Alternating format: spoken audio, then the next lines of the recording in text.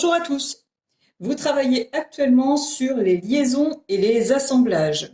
Alors, cette vidéo a pour objectif de vous aider afin de réaliser les activités données par vos professeurs de formation professionnelle qui vous ont communiqué un document sur lequel il va falloir observer des assemblages, puis travailler sur les différentes vues en perspective. On va donc commencer par un rappel sur les projections orthogonales et la normalisation. Industriellement, une description précise et claire des formes et des dimensions d'un objet est nécessaire pour que la fabrication puisse être réalisée exactement comme le concepteur l'a prévu. À cette fin, on utilise un certain nombre de vues de l'objet, toutes en correspondance les unes avec les autres et choisies pour leur aptitude à le définir. Pour illustrer ce concept, nous allons observer un dé. Alors, voici le principe des projections orthogonales. L'observateur se place perpendiculairement à l'une des faces de l'objet à définir. Ici, le dé. En se plaçant ainsi, il observe donc la face numéro 2.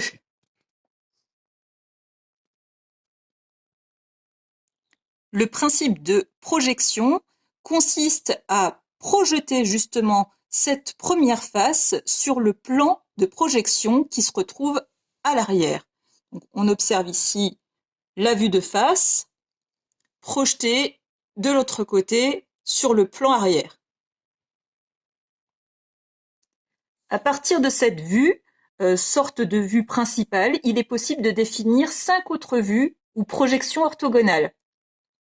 Les projections obtenues s'appellent les vues de droite, gauche, dessus, dessous et arrière. Le plus souvent, 3 vues, parfois moins, suffiront pour définir la plupart des objets.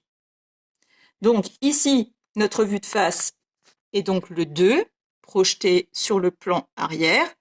Maintenant, nous allons observer la vue de droite. À partir de la vue de face, je vais donc me positionner à droite de l'objet pour observer la vue de droite.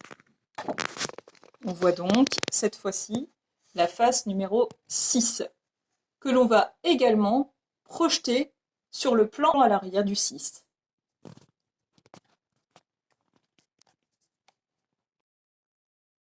On projette donc le 6. On obtient maintenant 2 plans de projection. Le 2, qui correspond à la vue de face, et le 6. Toujours à partir de la vue de face, eh bien, je vais pouvoir observer la vue de gauche, donc pivoter ici sur la gauche. Alors bien sûr, je suis un peu dérangée par l'étiquette de ma projection de ma vue de droite, mais je peux tout de même voir qu'il s'agit du 1 qui va lui aussi être projeté donc sur le plan arrière.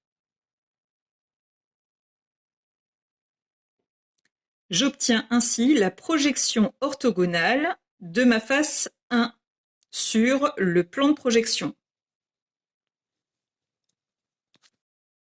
Nous pouvons maintenant étudier la vue de dessus, donc toujours partir de la vue de face et se positionner au-dessus. Donc la vue de dessus nous permet d'observer le 3 qui sera projeté sur la partie la plus basse de mon cube translucide. Ceci me permet d'obtenir la projection donc de la vue de dessus sur le plan de projection. Je pars maintenant de ma vue de face pour passer vers la vue de gauche afin d'observer ma vue de derrière. Voilà, ce qui me permet à l'arrière d'observer le 5 que je vais encore pouvoir projeter sur le plan de projection. Voilà, j'ai projeté ma vue de derrière.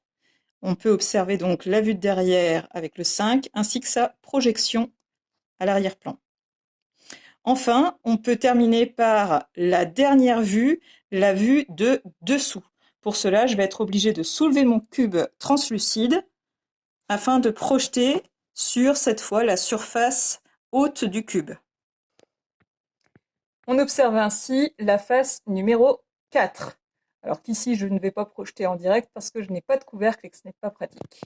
J'obtiens donc l'ensemble des projections avec ici la vue de face numéro 2, la vue de gauche numéro 1, la vue de droite numéro 6, la vue de dessus numéro 3,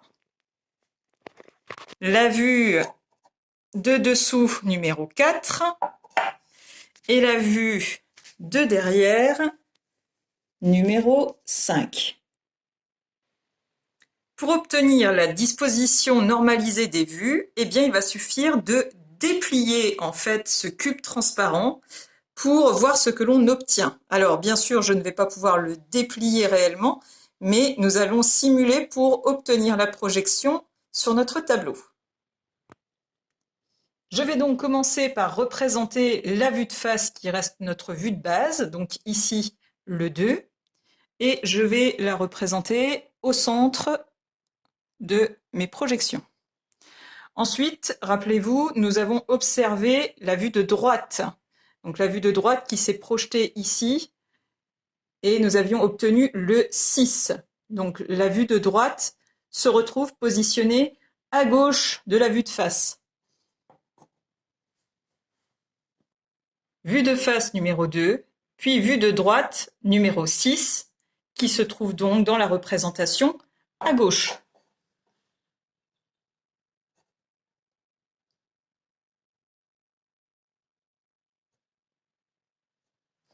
Nous passons ensuite à la vue de gauche, que nous avions observé d'ici et projetée donc sur ce plan, numéro 1. En conclusion, vue de face ici centrée. Lorsque je me positionne ici à droite pour observer ma vue de droite, j'obtiens le 6 dont la représentation va se retrouver à gauche. Quand je me positionne à gauche de mon dé pour obtenir ma vue de gauche, j'obtiens le 1 dont la représentation va se retrouver à droite. Donc je peux préciser ici que j'ai la vue de gauche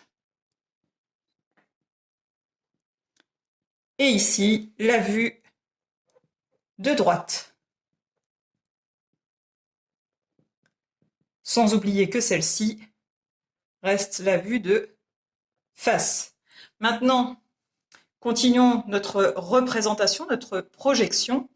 La vue de dessus, je me suis donc positionnée au-dessus de mon dé et j'ai pu observer le 3. Donc ici, regardez, la vue de face, le 2. Ici, la vue de dessus, le 3, qui va donc se trouver représenté sous la vue de face.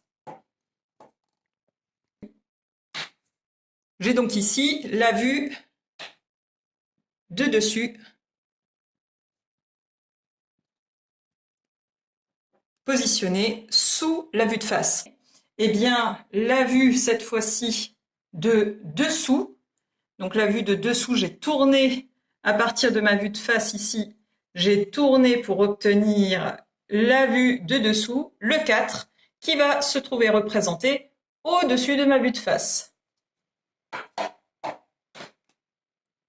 Donc, la vue de dessous représentée au-dessus de la vue de face.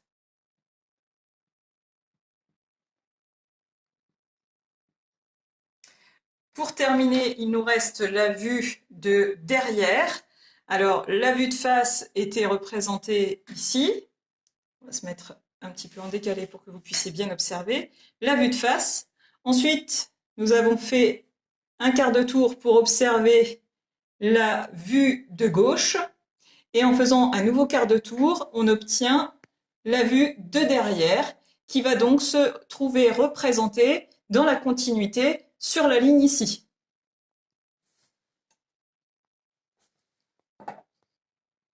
Voilà, donc j'ai dessiné la projection de la vue de derrière.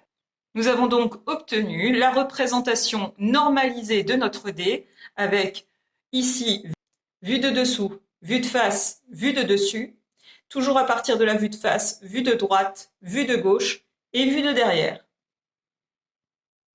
Alors on va utiliser ce contenu pour le mettre en application dans l'activité donnée par vos professeurs de formation professionnelle. Vos professeurs vous ont demandé de travailler sur les liaisons et les assemblages. Alors, les assemblages qui sont utilisés en charpente permettent de reprendre les différents efforts de traction, de compression ou de cisaillement. Ils peuvent être assurés par simple contact bois sur bois ou par l'intermédiaire de clous, de boulons ou d'assembleurs. Alors, vous devez normalement travailler sur les paumes, également sur les entures, les assemblages tenon-mortaise, les embrèvements et l'émoisement. Pour chacun de ces assemblages, eh bien, vos professeurs vous ont donné des activités. Dans cette vidéo, eh bien, je vais développer les paumes de façon à vous donner des repères et à travailler la représentation également avec projection orthogonale. Et ainsi, vous pourrez faire les activités identiques pour les autres types de liaisons et d'assemblages. Alors, les paumes, ce sont des assemblages nécessitant un entaillage utilisés pour les solivages et l'échevêtre. Je vous ai fait ici une petite représentation avec une poutre principale, deux solives, afin que vous puissiez observer ici l'assemblage. Alors, quel type d'assemblage va-t-on utiliser pour ces pièces de charpente? Rappelez-vous que les solives, ce sont des pièces de charpente placées horizontalement sur les murs ou sur les poutres pour constituer le plancher d'une pièce. Les chevêtres, eux, désignent des pièces de charpente dans lesquelles on emboîte, on assemble par entaille ou dans le déclavage les solives pour les empêcher de tomber dans le vide. Alors ici, 4 types de paumes. Ici, la paume grasse sans repos. Alors bien sûr, à mettre en parallèle avec la paume grasse ici avec repos. On repère facilement le repos. Ici, la paume droite, toute simple. Et enfin, la paume droite, mais avec un tasseau qui aura été ajouté à ce niveau. Voilà, vous avez donc les 4 types de paumes. Et l'exemple que je vais développer sera celui de la paume grasse sans repos. Entraînez-vous à la maison à reconnaître ces 4 types de paumes, déjà à repérer que ce sont des paumes et ensuite à connaître leur nom. Paume grasse sans repos, paume grasse avec repos, paume droite avec tasseau. Dans cette activité sur la paume grasse sans repos, on vous demande dans un premier temps de décoder par coloriage les 2 pièces de l'assemblage paume grasse sans repos sur la perspective ci-dessous. Donc une perspective nous permet d'observer l'objet en 3 dimensions, en volume, avec ici la vue de face, c'est-à-dire que comme on l'expliquait tout à l'heure, on pourrait positionner notre regard ici, perpendiculairement à cette face. Alors, le repérage des 2 pièces, c'est très simple. Vous avez une première pièce ici entaillée que l'on va pouvoir colorier en orange et une seconde pièce que l'on va pouvoir ici colorier en vert. Ici, on a donc bien repéré la pièce orange et la pièce verte. J'ai reporté les couleurs sur la deuxième représentation qui permet de bien distinguer les 2 pièces en observant également ces surfaces qui vont venir l'une contre l'autre. Alors justement, tâche suivante, on vous demande de décoder cette fois-ci par coloriage les surfaces fonctionnelles de l'assemblage, c'est-à-dire les surfaces de contact.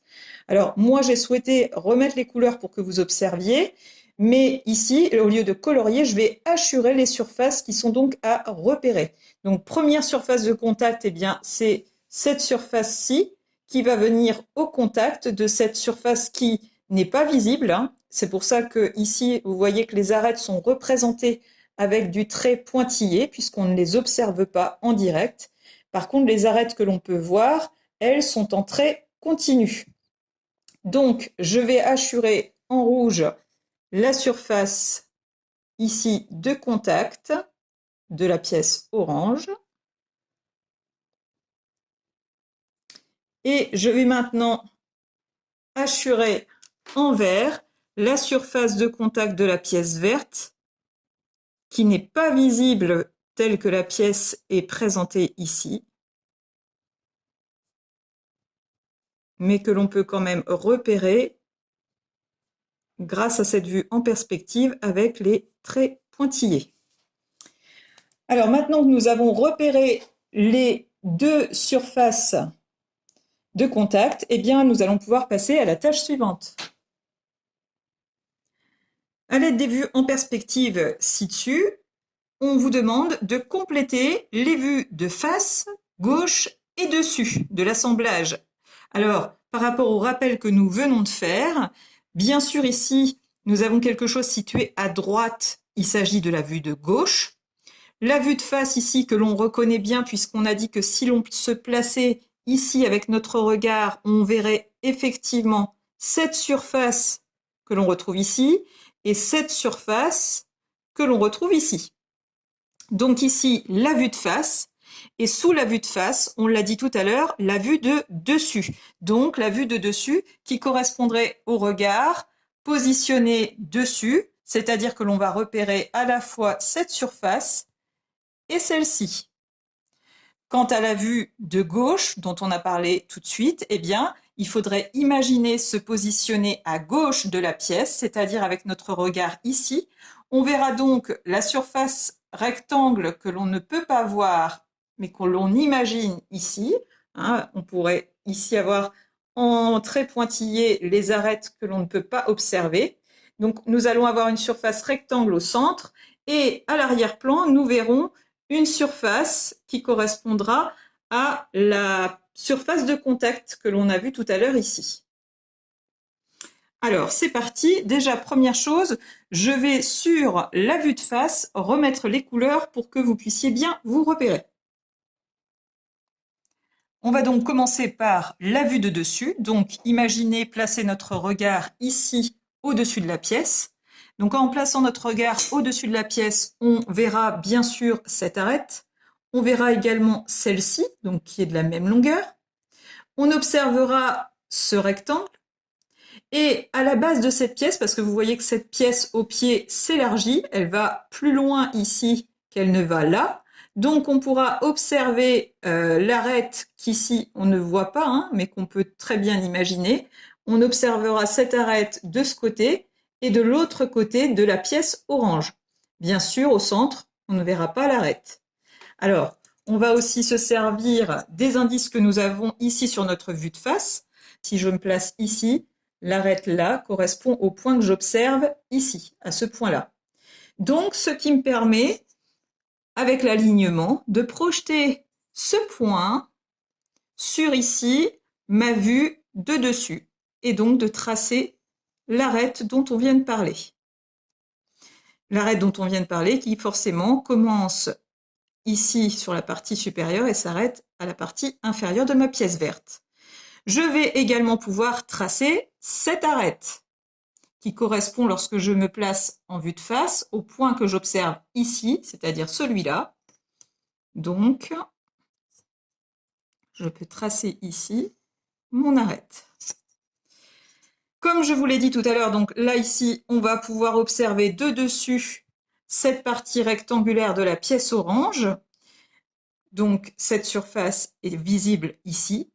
Et lorsque je me place de dessus, je verrai également la partie qui va plus loin de ma pièce verte, c'est-à-dire que lorsque je suis en vue de face, j'observe ce point qui correspond à celui-ci, qui me donne donc l'indice pour tracer l'arête. Alors, je pourrais l'observer cette partie jusqu'ici, puisqu'après, j'aurai ma pièce orange qui ne me permettra plus d'observer l'arête, donc je vais pouvoir la tracer en pointillé. On sait qu'elle existe en dessous, mais on ne l'observe pas. Et ensuite reprendre de l'autre côté. Donc, lorsque je suis au-dessus de cette pièce, que j'observe d'ici, eh bien voilà ce que je vois. Je vois ma partie verte avec cette surface-ci qui correspond au rectangle plein. Les deux petits morceaux à la base de gauche et de droite. Et ensuite, eh bien, le rectangle ici de ma pièce orange.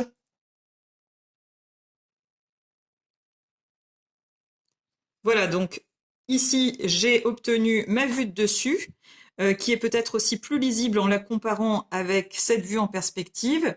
C'est-à-dire qu'ici, on voit le rectangle qui est là.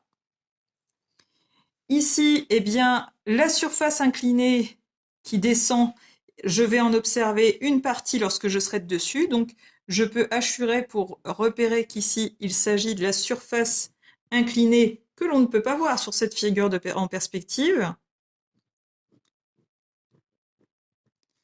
Donc, la surface de contact réelle entre les deux pièces, elle correspond uniquement à cette petite partie. Mais on peut tout de même parler ici de la surface complète qui va permettre le contact avec l'autre pièce. Et puis, ici, le rectangle orange, donc, de la pièce qui va venir en contact avec la verte.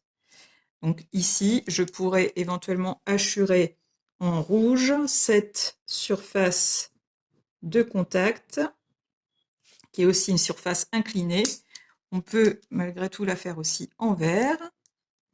Et donc, le fait que les deux couleurs se retrouvent, eh bien, justifie bien que la surface réelle de contact est celle-ci. Alors, on va pouvoir maintenant passer à la vue de gauche, qui se situe à droite de la vue de face. Lorsque je me positionne à gauche, c'est-à-dire avec mon regard ici, eh bien, je vais voir donc ce rectangle central, c'est-à-dire celui qu'on peut voir ici. Donc, vue de gauche, c'est comme si je me positionnais là. Donc, je vais voir le rectangle ici, qui correspond à cette surface-là. Et de chaque côté, je verrai les rectangles verts qui correspondent à la surface inclinée. Donc, à gauche et à droite. Donc, grâce à cette observation, eh bien, je vois que je vais pouvoir me servir de cette vue pour construire celle-ci. Cette vue va me donner les indices nécessaires à construire cette vue, puisque je vais pouvoir reporter cette mesure ici à gauche, cette mesure ici à droite, et la mesure centrale, eh bien forcément, nous allons la retrouver ici. Alors, pour faire du report de distance, l'idéal, c'est d'utiliser le compas. Je prends donc cette mesure qui se trouve à droite lorsque je regarde ici sur ma vue de gauche. Je vous rappelle que la vue de face qui reste notre repère est ici. Donc quand je veux observer ma vue de gauche, je me positionne là. Donc la mesure que je suis en train de prendre, c'est celle-ci, qui est donc à droite de ma vue. Donc je la reporte ici, à droite de ma vue de gauche. Hop. Nous retrouverons exactement la même longueur, forcément en haut. Hop. Ici, on peut s'en assurer, mais la mesure est la même. Donc, je vais reporter, c'est ce que j'observerai du côté gauche de ma vue de gauche, donc ici.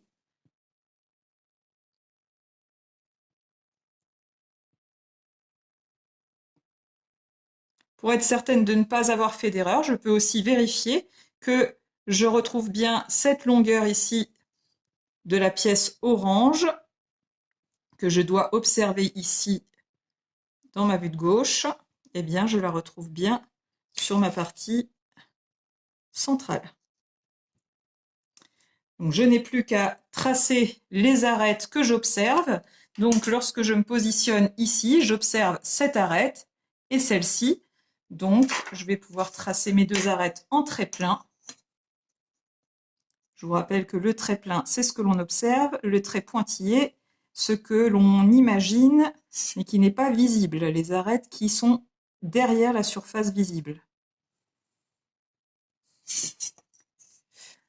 Voilà, et donc pour terminer, je peux aussi repérer avec mes couleurs donc ce rectangle orange qui est ici et ces deux surfaces vertes que je vais pouvoir observer là et là. Voilà, le travail donc est terminé. On me demandait de compléter les vues de face gauche et dessus de l'assemblage. On me demande aussi de nommer l'assemblage. Bon, ça, il a été répété plusieurs fois qu'il s'agissait d'une paume grasse sans repos.